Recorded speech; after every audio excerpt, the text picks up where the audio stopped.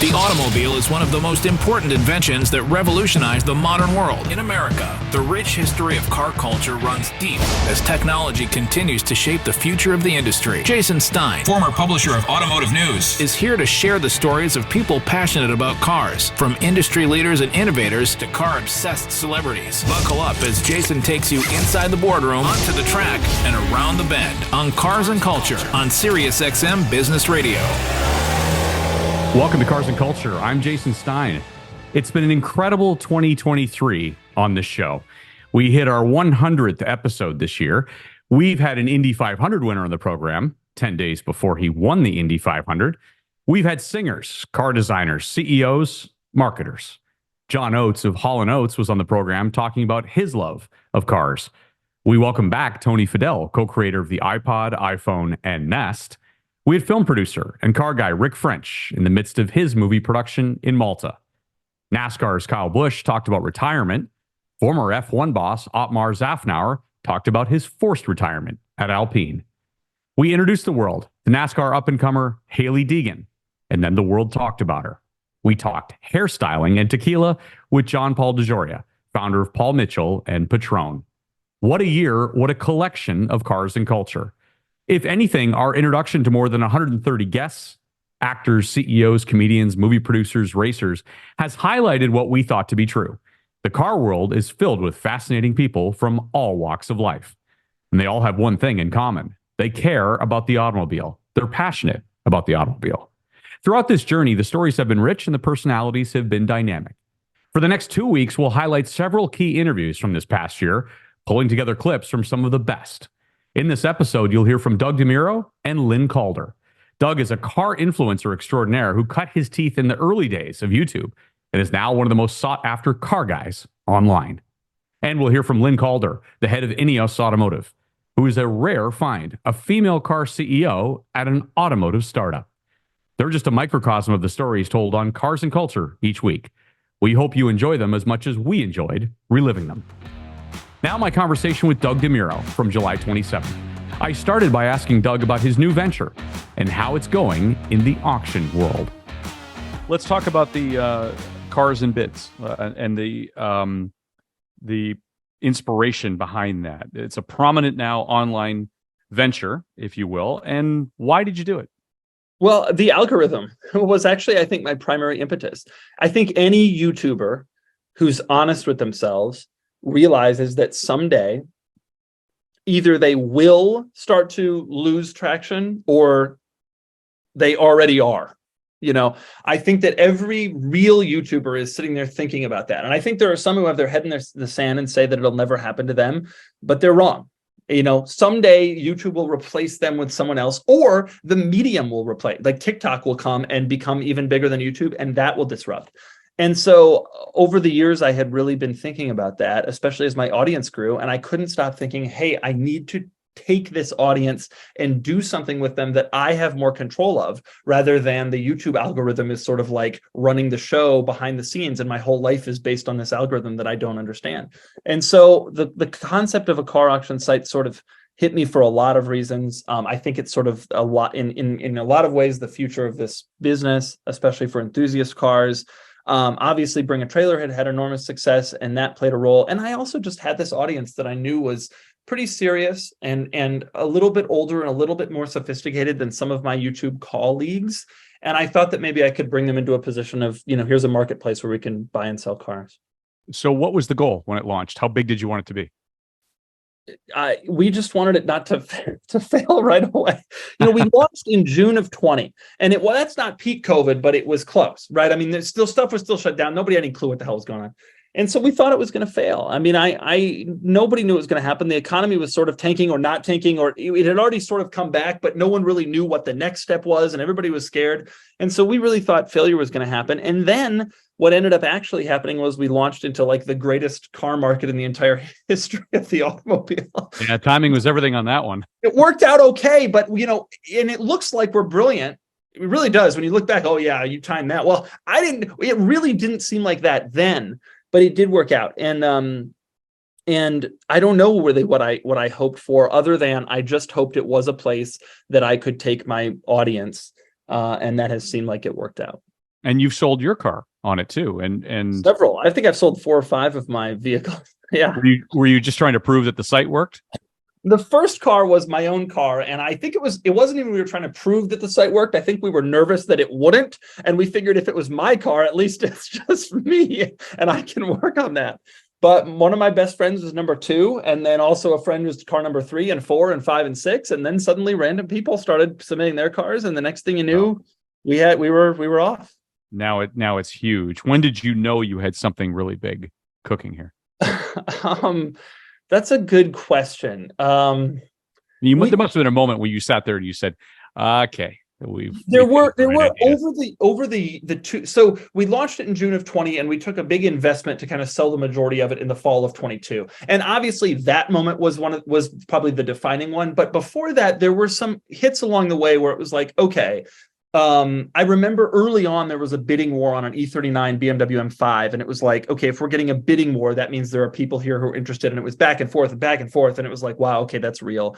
And then at some point early on, we sold a very special BMW, an 850 CSI that was in this one-of-one purple color, and it got crazy money. I think it set a record for one of those at that time. And that was, again, like, okay, we can deliver these results. This is pretty impressive. Because I think for a while there were people who were wondering, hey, is this really going to be able to go up against the eBays, the Bring-A-Trailers, or, the Meekums and whatever? Like, why would I use this idiot's website? And it was things like that. It was things like that that really proved to not only me, but like to the world, maybe I really ought to give this a second look, because I think they're actually doing pretty well. Your the investment that you, or the sale that you referenced, $37 million. Where's that money earmarked for? What are you doing with it? Are you just buying more cars? Expansion is obviously like the biggest. We've hired a big team of people to go around and help us try to grow this thing. We really see a real large, serious future in this business. And it's been interesting because as we've grown, so too have the other Bring-A-Trailers, the eBays, et cetera, and all of the online auto platforms. And I think that like we're growing, but the space is growing also. I think that everybody's seeing that this is sort of a future of how to sell, particularly enthusiast, special enthusiast cars. It's funny, we've had Randy on the program as well from Bring-A-Trailer, and it's interesting to me where all these things start. They just start as an idea. It was Randy's idea of trying to do a better sale process. It's your idea. What do I do with the audience and this, darn algorithm? Right. And Randy, it was a great idea. And I think, for us, we're thankful to Bring-A-Trailer in a lot of ways, because they kind of paved the way of, hey, this is a thing that can happen. Randy sort of launched this thing, and it was just like, I don't even know if it's going to work. I'm sure he had much more anxiety in his early days than we did, because at least we had some proof that this is a real thing. But it was anxiety provoking, I'm sure, for both of us. And it seems like it's worked. The funny thing is that a lot of other competitors have popped up, and I think they think it's easy, because Bring-A-Trailer succeeded. And then this guy with his stupid t-shirt and shorts who's on, reviewing cars on YouTube, he succeeded. So a lot of people are like, oh, if he can do it, anybody can do it. And my advice to them is just try. It's really hard. Yeah, no kidding. Was it difficult to give up ultimate decision-making responsibility? You now have a CEO in Ro Choi. And TCG owns a majority stake in the company now. How difficult was that to give some of that stuff up? Not as difficult as you think. It had been 10 years of my life since launching the channel. That was 7 years, and then launching the Cars and Bids in 20, and then we did that for another 3 years while simultaneously running the channel.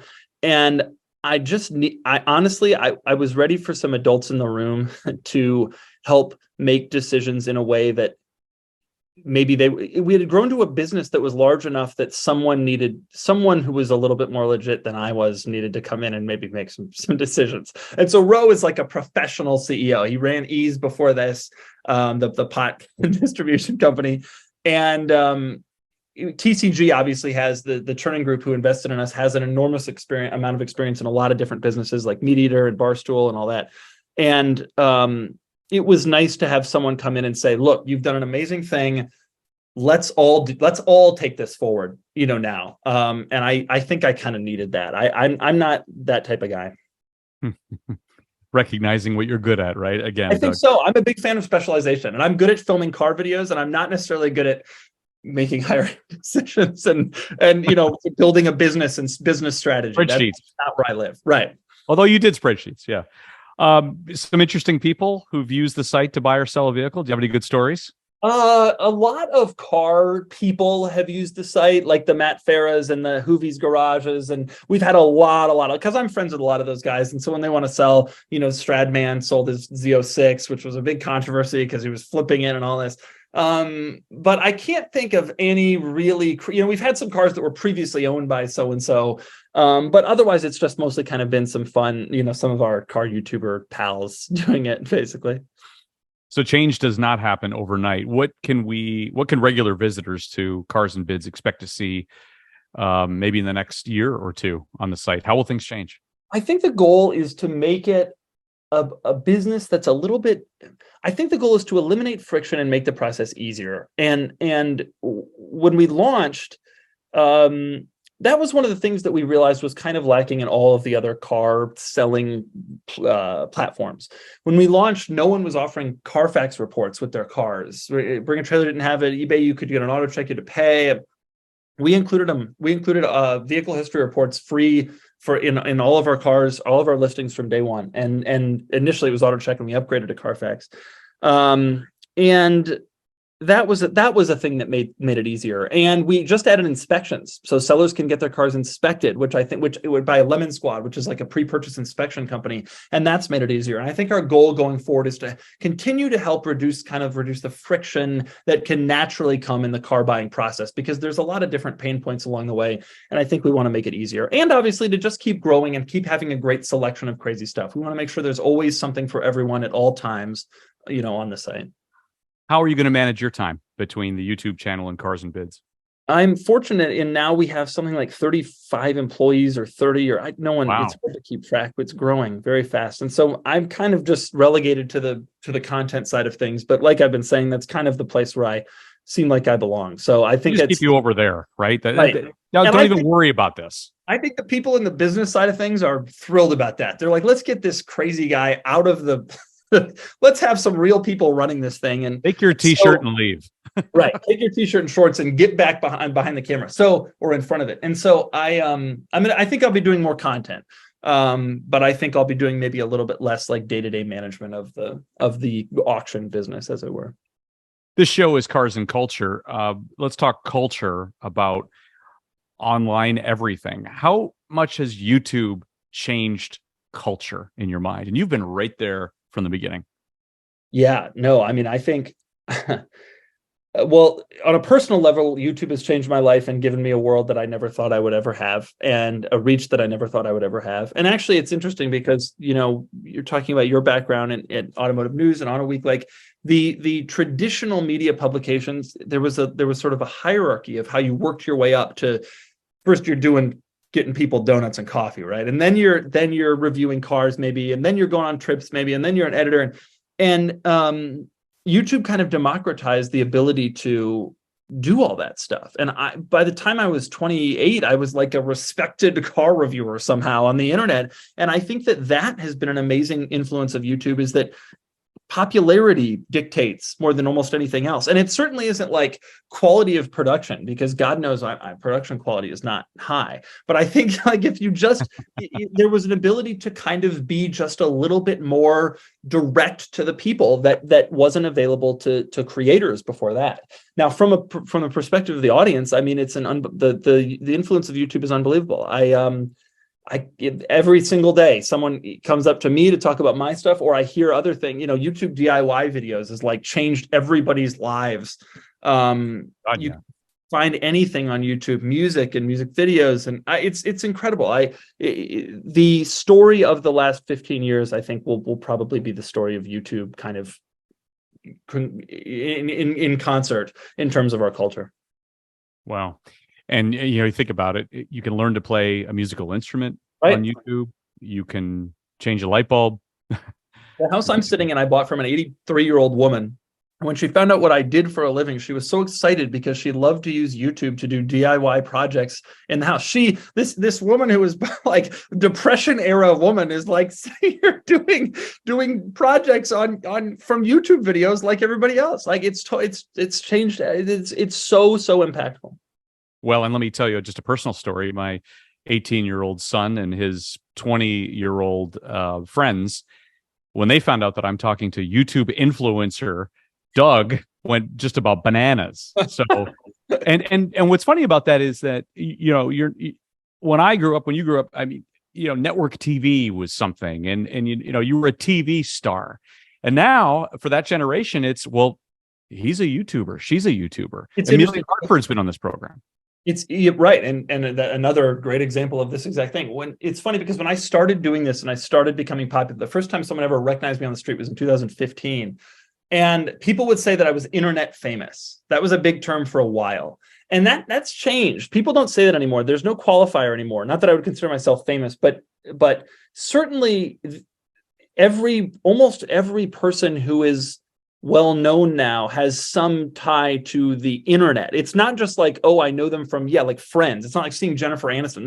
That almost doesn't exist anymore because media has become so fractured, right? Like some people watch on Netflix, Hulu, etc. Some people still watch network TV. Some people only watch YouTube, and so as a result, it's kind of a weird everyone who is a celebrity has their own weird niche of celebrity, but people don't draw the distinction as much anymore. It's not said with such derision as it once was. I used to have friends make so much fun of me for being a YouTuber early on in my days, and I think that's not happening anymore. I think people get it now. Yeah, you're right. Another personal anecdote. We interviewed Jay Leno on this program, and there was one clip pulled out of a 45-minute interview where I asked him a question about not owning a Ferrari. Yep. And that clip, seen it? Yeah, there we go. Absolutely. And I walked into a Ferrari dealership, and somebody said, "Aren't you the guy who asked Jay Leno about not owning a Ferrari?" Which they didn't like very much, by the way. But isn't that funny? One thing that's pulled out and has been watched, I don't know, 5 or 6 million times. Right. It really changes the whole scope of what media really means. Yeah, absolutely. That's exactly right. It changes it both for the creator and for the audience of like where media is. And I remember early on, I couldn't get the automakers to return my calls. When I talked to them about, one of the main reasons I started using dealerships was because when I talked to them about reviewing cars for a YouTube channel, they wouldn't even reply to my emails. It was like they thought I was kidding. They thought I was a joke, and they don't think that anymore. No, they don't. Let's talk about a couple of other things that you've done. Your book, Bumper to Bumper, you say is the finest book ever written. Yeah, God, it's been years since I was, I always felt I was a better writer than I was a videoer, like I said. And so I tried to write some books early on in the world where ebooks were still like a really hot thing. Maybe they still are, I don't know. And they did okay. I guess they were fun. They were really fun to do, but it's a lot more time consuming. And then the world just sort of pivoted to video. Yeah. Well, you also wrote a book, Plays with Cars. Mm-hmm. You bring a lot of humor into your writing. Does fun find you, or are you just lucky to have had some really interesting experiences in the auto industry? That's a good question. I never really thought about that. I think back in the day, I used to do more stupid, like I would just do things that I got lucky right out of college. I had some good jobs. I worked for Porsche, but I was also writing for autotrader.com. And so I was making some good money, kind of moonlighting, doing two things. And so I'd kind of started to do some stupid, a 19-year-old or 22-year-old who's interested in cars and has money is a terribly bad, it's a horrible situation. And at the time I was living in Georgia, which didn't tax private sales of cars. And so you could really buy cars and just kind of screw around with them, pay no sales tax, and then move on. And so I did a lot of dumb stuff and not super dumb, but I bought a Lotus Elise in California and drove it back to Georgia where I was living. And you could get away with, when you're 23, you can get away with doing stupid stuff like that. And so there were a lot of fun excursions over those years. Share a couple of outrageous or funny things that happened to you in the world of cars. Well, that trip was probably the most crazy, buying the Lotus and driving it across the country, because I was the middle of July when I did this in 2012, maybe. and it didn't have it turned out the air conditioning wasn't working. The previous owner either lied to me about it or he didn't know. I mean, he lived in the Bay, so he didn't use the AC all that often. But I discovered it early on in July when I drove the car back to Georgia, and I'm in the desert, driving through the desert, and there's no AC. And I had to pull over. I had to stop at rest stops just to get water so I could pour it on myself. I mean, it was so awful driving through the middle of the country in July in that car. But there was the time where I went up to the Tail of the Dragon, that famous road in like East Tennessee, North Carolina, and I got pulled over by like Indian tribal police, and we tried to run from them on a pontoon boat. There were so many stupid things. You know, I have a kid now. I'm like 30. I have a child and like property, and I would never do anything like this. But there was a period, you know. You're married. Is your wife involved in the business? No, not at all. She's not part of the car world at all. All right. No interest. No interest, and it's best to just, leave her to her own devices. Let's talk about favorite cars. What are some things that you've driven either lately or in the past that really stick out? And I've been driving, press vehicles for the better part of 20 to 25 years. It's hard, I know, to come up with a few that really stand out, but there have to be some for you. Maybe it's a Bugatti Chiron or something. My favorite car of all time is the 2004, 2005 Porsche Carrera GT, which of course the famous V10 Carrera GT that Paul Walker was in when he was killed and all that. And I love that car more than anything in the world. And I was lucky enough to buy one maybe 6-7 months ago. And that has been my favorite car since I was a kid. And it was really lucky because when I actually was able to drive one for the YouTube channel, it turned out that it was actually my favorite car. Also, getting behind the wheel and using it, it was still just as lovely as I had hoped. So I love that car. Although what I really wanted was an F40, but they have gotten too expensive. And I think that those are for now it's a different market segment than I can ever be in, I suspect. In terms of cars that I've driven recently, I am actually a huge, huge fan of normal cars in the $30,000 to $60,000 range, just sort of regular everyday. But one car that I've loved that I've driven recently that isn't in that price range at all is the Huracan Storado, the four-wheel drive off-road version of the Lamborghini Huracan. I'm not usually like a new supercar guy. I think a lot of new supercars are kind of gauche and over the top and just silly and stupid, but this one is just gauche, over the top, silly and stupid in the most perfect way. And I just think it's one of the stupidest cars ever. And I went to that press launch. It was in the desert in California, and they let us drive it off road. And I was just smitten with that car. I love it. Wow, amazing. What's coming out that you're looking forward to? The new Mercedes E-Class, because I've had 5 and I have a 2022 model. So I guess I'll probably end up with the next generation one. I've got one too. They're nice. Great. They're great vehicles. They really are.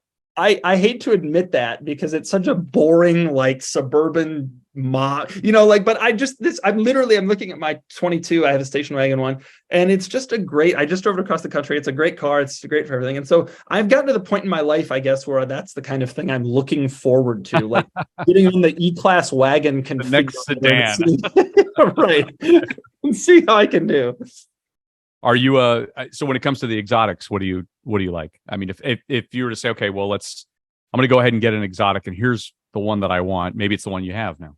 The Carrera GT. I also have a 2005 Ford GT, which is has for a long time been one of my very favorite cars. I think that car is super underrated. I bought that car from a fellow car journalist, actually, Carl Brower, in Southern California. I bought his car, and 5 years ago, I paid him $225,000, which at the time was the most I had ever spent on anything. And I thought I was radically overpaying, and the values have gone way up on those. So I guess I was doing okay, but I pretty much daily drive that car. I just hit 41,000 miles, and I love that car. And I don't know what else I'm thinking of. I always kind of have an idea of getting one more car, but I'm not really sure what it's going to be at the moment. So when you think about one day, if a brand or a car is going to take over the world, is going to become the next big thing, which car will it be? That's a good question. I mean, 2 years ago, I would have said Tesla, but I don't really feel that way anymore. Why not? Well, I just think that a lot of the innovations that they had that were so special and so amazing and so at the forefront and so ahead of everything have kind of been either caught up to by other automakers and equaled or surpassed in some cases. In fact, in most cases. And I don't really think that Tesla has the great advantage that it once did. And then there's the Elon Musk situation where he used to be this incredible genius who a lot of people really respected. And now we're not really quite as sure after the whole Twitter situation. And so, I think that brand has lost some of its luster, although I still believe the cars are fantastic. I also believe that a lot of the other automakers are close or even better, but I'm not really sure. To be honest, if I were to answer that question, I would say something like Rivian, but I don't think that Rivian itself will take over anything because it sounds like they're in dire straits. But the concept of a vehicle that can off-road better than a Bronco and out-accelerate a 911 and carry as many people and stuff as a Suburban is like, this is the future. This is the next age we're in now, where you don't really have to make compromises in a car. And I think that is quite an impressive thing. And I think Rivian has combined that stuff better than anybody else. Do you like electric vehicles? Yeah, I think a lot of them are awesome. I don't own one yet, but I at some point I need to jump on that train. I do every summer I drive across the country, and that makes owning an electric vehicle hard. And so I got to figure all that out. So it's more about range anxiety than it is anything else. But it's not even anxiety. I drive from San Diego to East Tennessee in 2 days. And that'd be hard to do. It would be hard to do in an electric car. It would be really hard. You have been an enormous blast to have on this program because you are equally, Doug, cars and culture. And you sit right at the nexus of everything that we're trying to do here. We don't have billions of views on the program yet. But who knows? Your appearance might help that. Thank you for being on Cars and Culture. I very much appreciate it. Thank you, Jason. Thank you so much for having me. I appreciate it. Thank you. This November, I sat down with INEOS Automotive CEO Lynn Calder, just ahead of the Formula One race in Austin. INEOS is launching its Defender-like SUV, the Grenadier. I joined Lynn in Las Vegas to tell the story. We started our conversation about EVs versus their own gas products and what's to come. And, I don't think we've ever shied away from swimming upstream in INEOS. Right. I think that we wanted to build something that we think there's a market for. We wanted to build something that people will buy, and people are buying it. Now, that doesn't mean that we underestimate at all the extent and the challenge ahead on powertrain strategy of the future and the transition that will be required to move towards net zero in our industry. We fully understand that, but we also firmly believe that there's a place in the long term for combustion engine vehicles. I was going to say exactly what you said. I think, if you rewind a year ago, we would have said the US hasn't fully embraced it yet, but Europe has, and we're seeing that really stall right now. And that doesn't mean we don't think that electric vehicles will have a place. Right. We absolutely do. We're building one. We'll come on to that. Yeah. But I just see that there will be a mix of powertrain required in almost every country of the world for lots of different reasons, lots of different drivers, government policy, consumer behaviour. So I'm very comfortable that we're bringing our vehicle to market in gasoline form. So let's talk about where you are now. You're active in 40 markets. Yep. Is that correct? You have obviously the Grenadier, plus a Quartermaster, which is the pickup. You have 3 more vehicles to come in your product plan, at least 3 more vehicles. And in fact, the EV, which is the next vehicle that's due, is in 2026. You're actively working on that. Yeah. I have the product lineup correct? Yeah, so we've kind of said all along that, I mean, the electric vehicle has been under design and engineering for quite some time now. We're really quite deep into that project, and for that to come in 2026, I mean, that's now only 2.5 years away. Right. So, we're obviously well through that.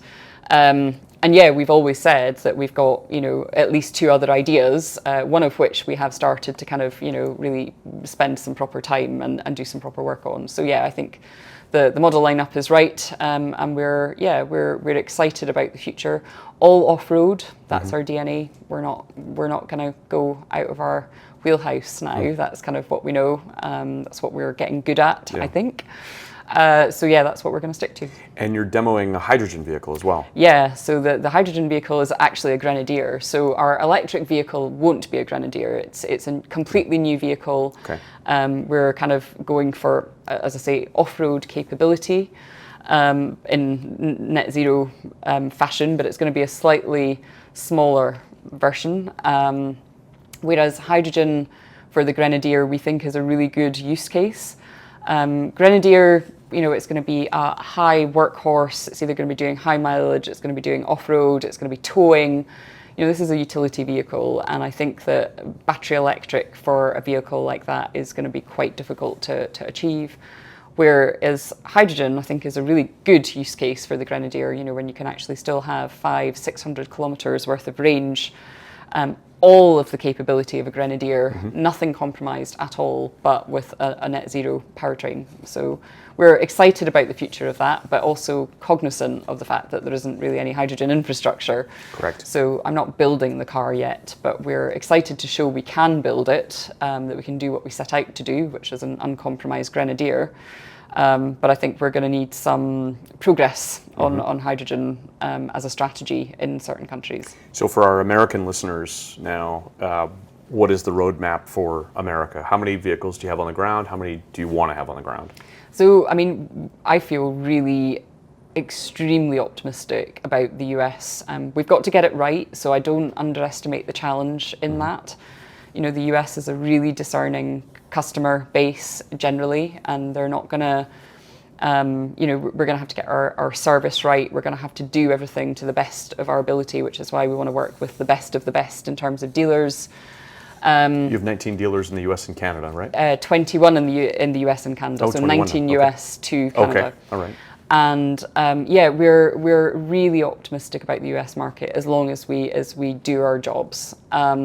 We've got our first vehicles landing literally right now, which is our first customer vehicles, which is really exciting. And we opened our order books back in May, and actually within the first few weeks, the US shot to the top of our markets by quite some way.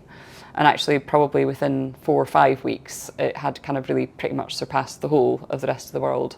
Wow. And the whole of the rest of the world is also doing quite well. So, and with, I think, 19 dealers in the US in 14 states, I think we're barely scratching the surface. That really is very much a phase one, phase 1A maybe. We've got a long way to go, a decent amount of running room. Super optimistic about the US. So staying on the US for a minute, when we talk about where you have those dealerships, where you want to have sales, I'm guessing those are in the so-called smile states. It's in the Californias all the way down to Texas, maybe Florida, and then up the eastern seaboard. Is that right?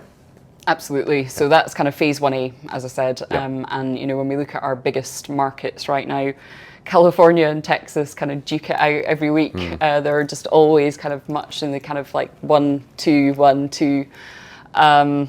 And then, Florida, and then the sort of tri-state area in New York. But we do have orders from all over, actually, when you look at the heat map of the orders. Midwest. Absolutely. Right. And bang on in the center as well, up in the Northwest. We've actually got we've got a dealership up in the Northwest. So we're kind of pretty coastal, and that's not going to be the case forever. Right. That's just, as I say, phase 1A. And we're not going to hang about either. I think we've got customers that want to be served, so we need to give them a place to go. We need to give them a service centre that's not miles and miles and miles from where they live. We need to make it easy for them to buy a Grenadier. So you'll see us crop up in lots more states. How are they finding out about you? Beyond the back of a Formula One car. I'd say we've been kind of quietly marketing in the US over the last couple of years, just to kind of try and say, we've had a few prototypes and sort of early pre-production vehicles in the US for some people to come and try out, certainly dealers to kind of say, is this something that interests you? And we're really choosing to work with the types of people that are kind of like, that's really cool. I want a part of that. I want to be part of that story, so that we can kind of really work together in partnership. I think we haven't kind of gone really big in terms of marketing in the US, because we don't want to do that and then be 2 years away from delivering vehicles, because then, you know, that's just, it's too long a window, people forget about you, they move on. So I think you'll start to see us get a lot noisier now. You know, we understand we've got a really big job to do on the awareness of our brand. And we want to get to a point where, you know, if people are thinking about buying a 4x4, that we're on the list, and that they come and test drive, and that they engage with us as a brand. And we still got work to do on that. So optimistic about the US, really healthy order book, but very early days, and we're gonna put a lot of effort into it. There's an enormous competitive space here as well, as you likely know, having looked into this market. You see in the last couple of years that, you know, Broncos that are being retrofitted, or, you know, various companies that are popping up like that want to offer their own off-road capability, most times in an EV format, but sometimes in a non-EV format.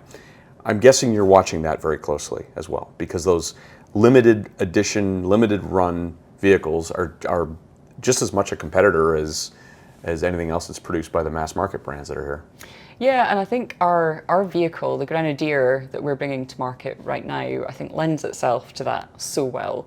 I mean, there are elements of me that thinks, with some of the 4x4s out there in all markets, but certainly including the US, a lot of people buy them and then, you know, do quite a lot of aftermarket work. They lift them, they put, you know, different differential locks on them, they put bigger wheels on.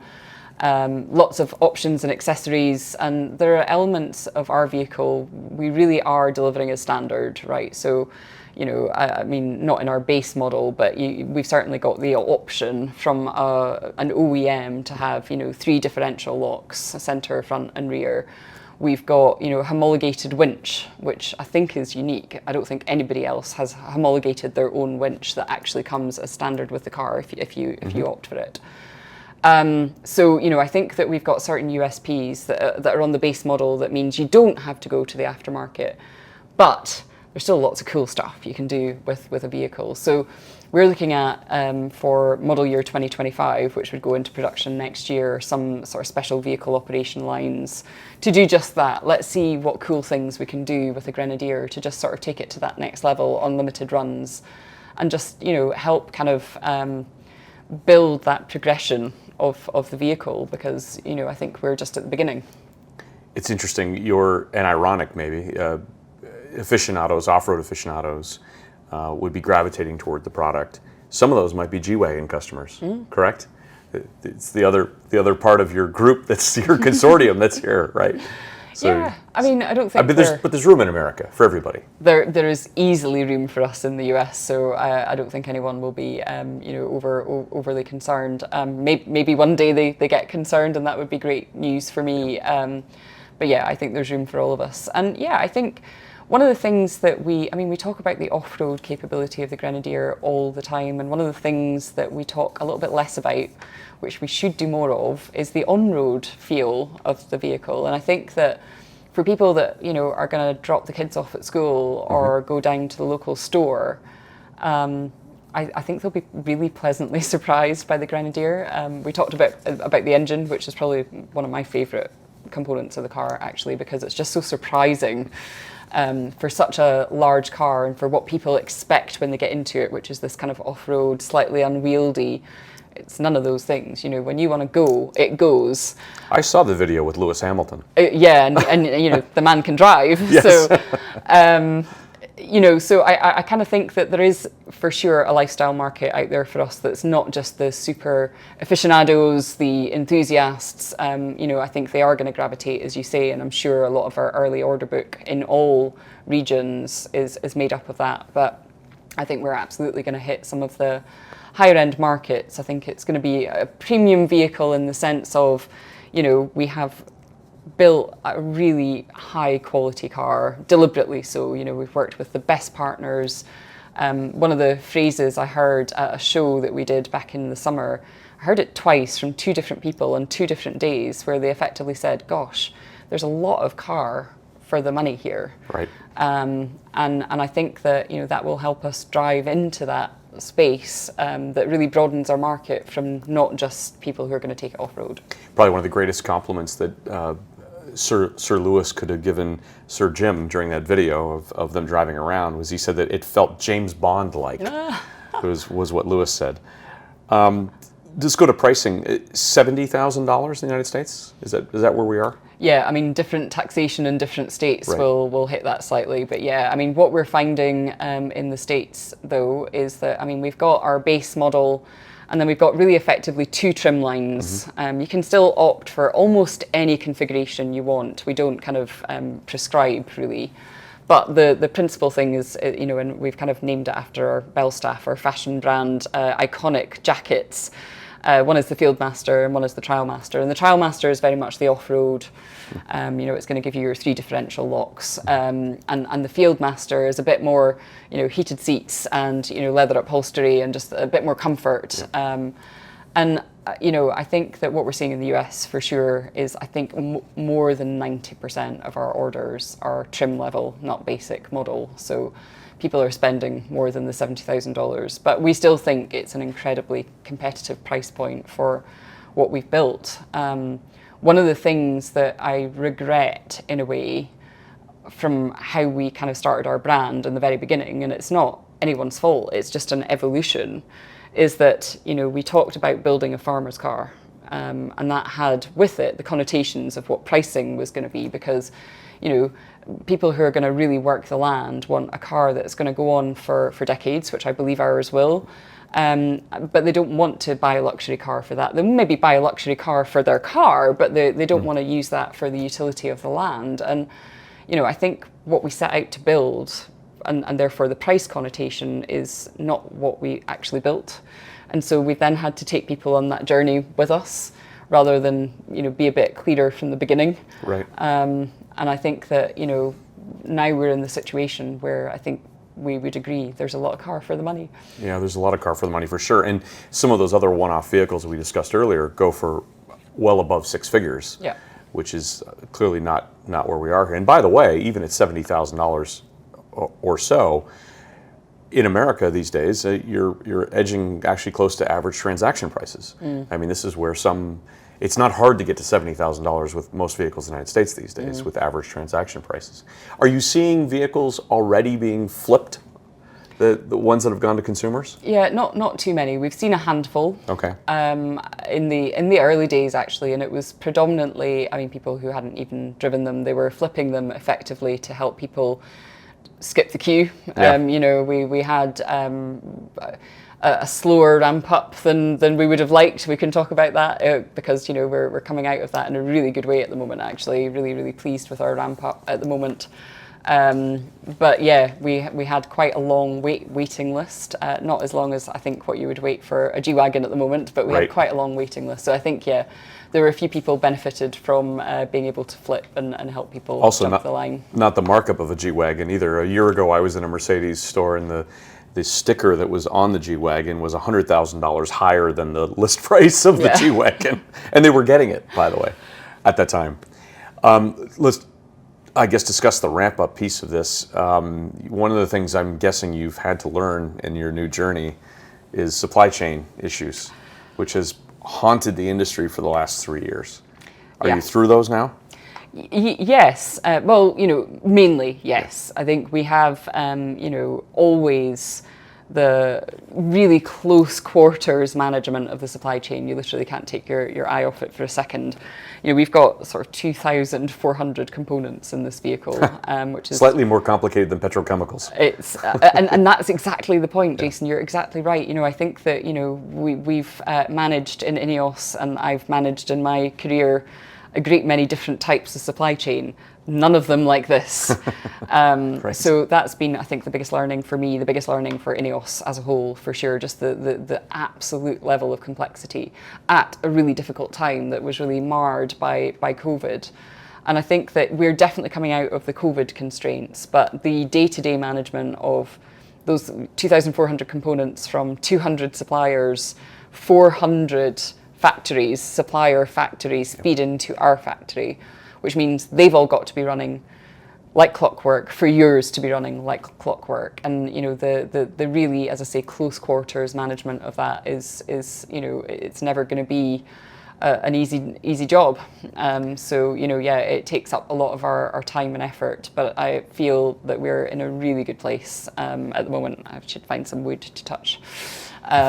Because, never be complacent about your supply chain. Well, and I think COVID really taught us too that a tier 3 supplier or lower, the smallest part, can set off a chain reaction that hampers the entire system. So the health of your supply base. Have you become a great purchasing boss then, to some extent too? Have you built good relationships with suppliers to make sure that you're... It's getting better. Yeah. I wouldn't say that job is done. And, Right. Obviously we're out sourcing at the moment for our battery electric vehicle. And that means that we're, two things. We're starting to be able to leverage because we're going to have more volume. And the other thing is, I think, just a little bit more credibility in the market. I think I wasn't around when we started to try and build the first prototype vehicle and then our kind of pre-production vehicles and into our series vehicles. I did join, at the time of our start of production last year. I can only imagine phoning up BMW and saying, "Can we buy an engine, please?" And they're kind of, "Sorry, who are you?" I think there were lots of really difficult conversations at that time because it was in the middle of COVID. Everyone was really up against it. And, taking a risk on a brand new startup. And, we're not the only new startup, but there aren't that many that survive. And I think suppliers are very aware of that and don't want to waste their time and capacity on people who are not going to be around. So I think it's changing, but, we're not there yet. Getting better all the time, but we still need to work on really building long-term relationships with our suppliers. This show is called Cars and Culture, and we're not just talking about the cars of it, but the cultural piece of this. What kind of culture are you building on the automotive side? So I think trying to marry, as I said earlier, a little bit of the INEOS culture into a business that INEOS is having to learn. And I think for me, that is, I want us to be the kind of business that people really get a buzz out of being in every day. And, I think 95% of the time for 95% of the people, that is true. We're all here because we're extremely passionate about what we're doing. And I see that thread through the organization the whole time. It's what some of my people are doing is just absolutely incredible, sometimes superhuman, to be quite honest. In terms of the amount of effort that they put in. I think I stretch that sometimes because, that sort of desire to be the kind of business where people just love coming in and really working towards something great and unique. Because not only are we building a car and then another one and then developing our third, we're building a business from scratch, which means all of the systems, all of the processes, all of the policies, all of the things that many, many mature businesses, including businesses in INEOS, take for granted. And that is an immense pressure on my people every day.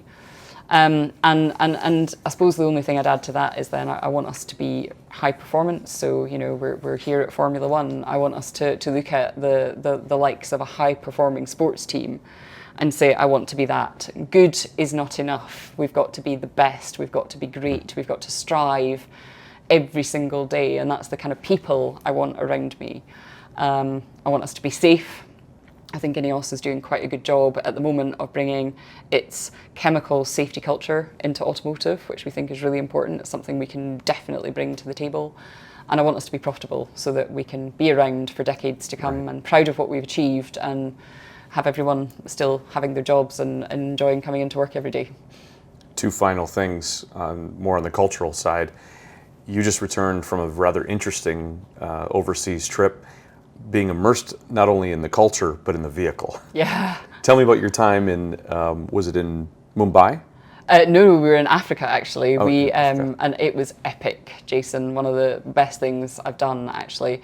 So we started in Kruger in South Africa, so northeast of South Africa. We skirted along the Zimbabwe border for a while, moving westwards into Botswana, and then we crossed Botswana.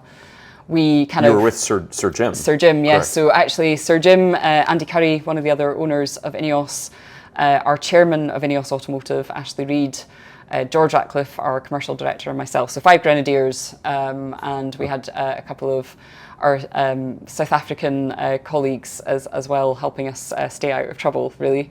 And we just had an epic time because we threw everything at the vehicles. It was a real mix of mountainous, rocky, into proper sand rallying, into crossing a massive salt pan, which is, crust and then mud, which is very prone to lots of vehicles sinking. And in fact, our guide on that particular part of the trip had kind of said, if it had not been Grenadiers, he probably wouldn't have taken 5 cars across there at that time of year. It was Wow. pretty dangerous. And the Grenadier didn't blink an eye all the way through to the final day, doing some pretty serious wading.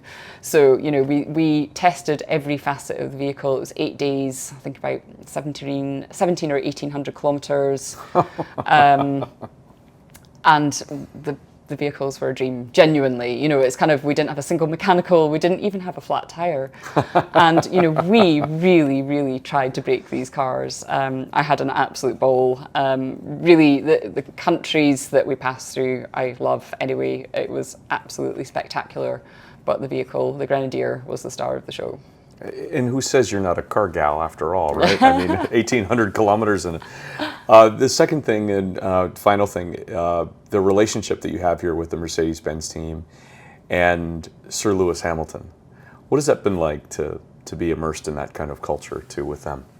Yeah, I kind of alluded to it a minute ago. I think really observing such a high performance team in close quarters, and seeing how they strive every day, seeing how they carry themselves. It's easy to win all the time. I assume if you have the technology and the talent, which the team has in spades.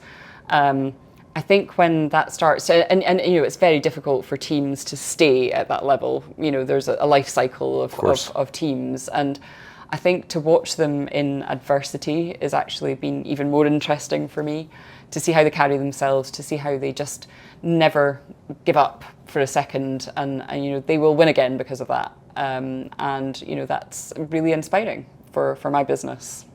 Toto Wolff delivered an exceptional interview on this program back about 2 years ago and really talked about a culture of winning and breaking down when the team is not winning, trying to really understand how to achieve greatness again.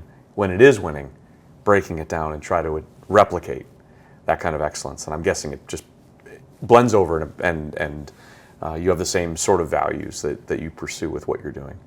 It's one of the really cool things about INEOS having the sports partnerships and the sports focus that it does. We had a session just last week actually where we kind of gather all of the CEOs of all of the INEOS businesses together, and our kind of sporting director, Sir Dave Brailsford, who's famous for bringing Team Sky, as it was now the INEOS Grenadiers, to many, many, many Grand Tour wins, including the Tour de France, as well as the national cycling team at the Olympics.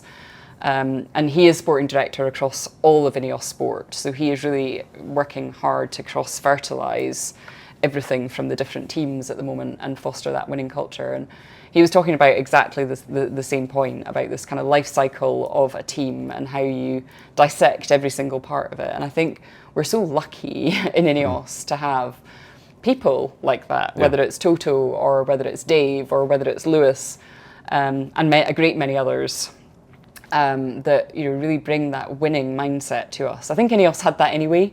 It's quite a nice marriage, but it's super inspiring for people that just never give up until they reach the top. And that really resonates with me. I don't want us to be in the B leagues. I want us to be the best we can be, and we'll keep dissecting everything to try and get there. Well, you're in the A leagues here in Las Vegas. Welcome to Las Vegas. Thank you for being on the program. Thanks for telling the story of INEOS, and we wish you all the best of luck in the future, Lynn. Thank you, Jason. Thanks very much. Thank you. That's our brief look back at some personalities this year on Cars and Culture. Thanks for listening to the program. You can follow us on LinkedIn and Facebook, as well as on Instagram and X. I'm Jason Stein. Thanks for joining us in 2023. We'll see you down the road in 2024.